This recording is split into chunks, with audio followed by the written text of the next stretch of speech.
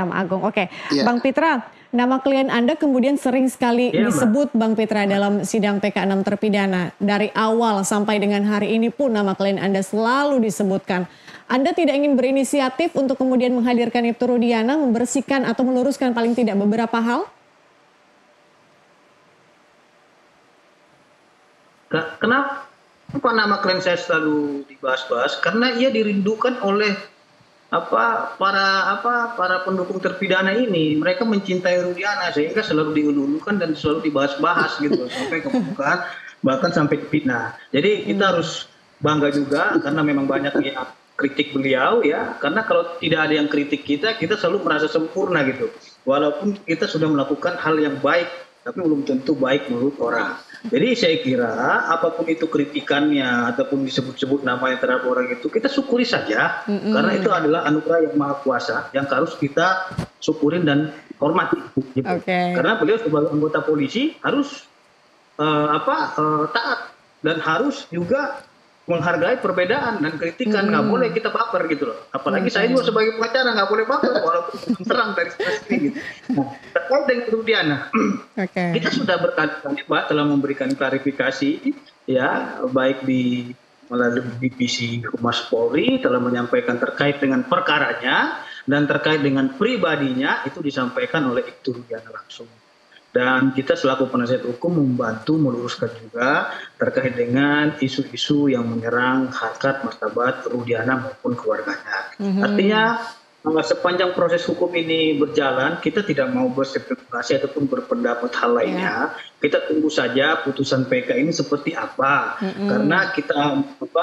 Karena kita menganggap ya hakim-hakim yang mengadili peninjauan kembali ini adalah hakim yang mempunyai kredibilitas dan profesional, tentunya harus kita hargai itu. Jadi setiap apapun itu keputusannya kan ada langkah hukum ataupun upaya hukum yang diberikan oleh negara. Salah satunya adalah upaya hukum peninjauan kembali.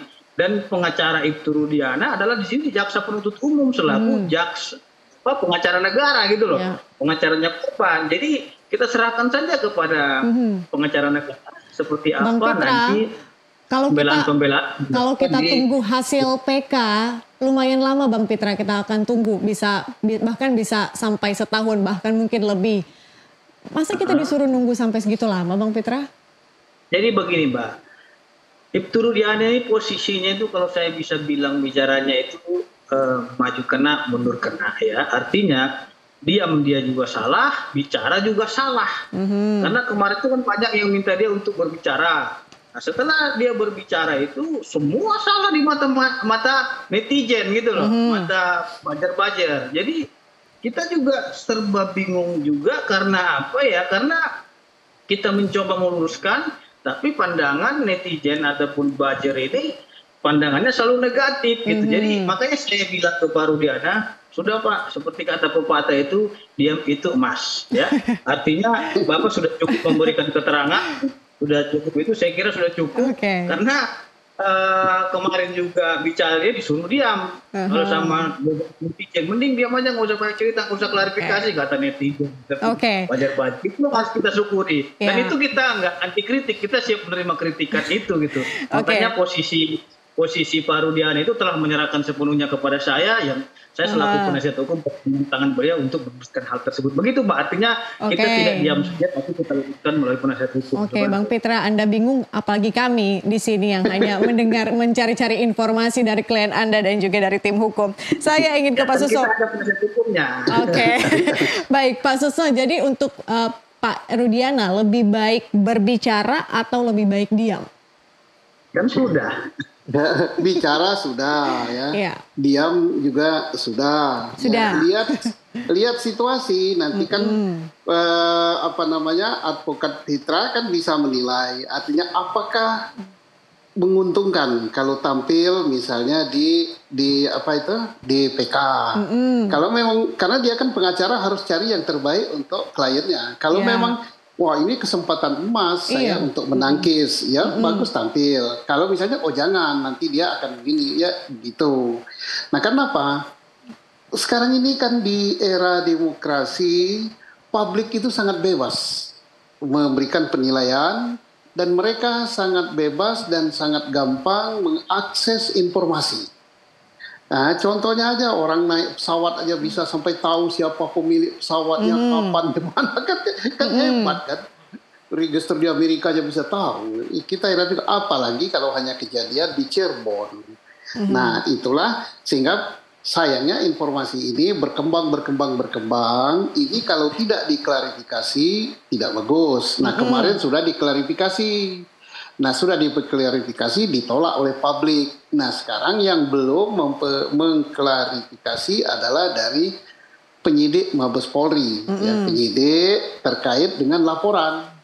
Nah, kalau dulu pernah Pak Sandi menyatakan klarifikasi terkait kinerja tim yang dibentuk yang bukan menangani laporan daripada pelapor.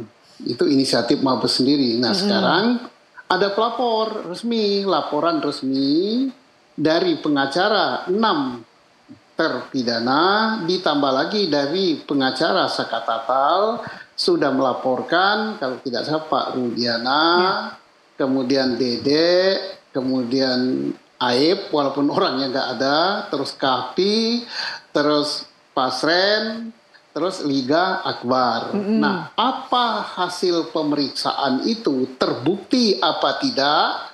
Keterangan palsu terbukti apa tidak? Terus merekayasa perkara terbukti apa tidak? Tindakan penyiksaan terbukti apa tidak? Hanya lembaga resmi yang melakukan penyidikan yang berhak memberikan penilaian. Kita tunggu juga, mudah-mudahan diskusi kita sore ini didengar oleh Mabes Polri, khususnya oleh Pak Kapolri, oleh Pak Kabariskrim. Apakah sudah tepat saatnya untuk mengumumkan hasil pemeriksaan terhadap laporan yang diajukan oleh pengacara terpidana dan pengacara Sakatatal yang sudah statusnya keluar. Oke, sayang sekali yang bisa kita lakukan hanyalah menunggu untuk saat ini.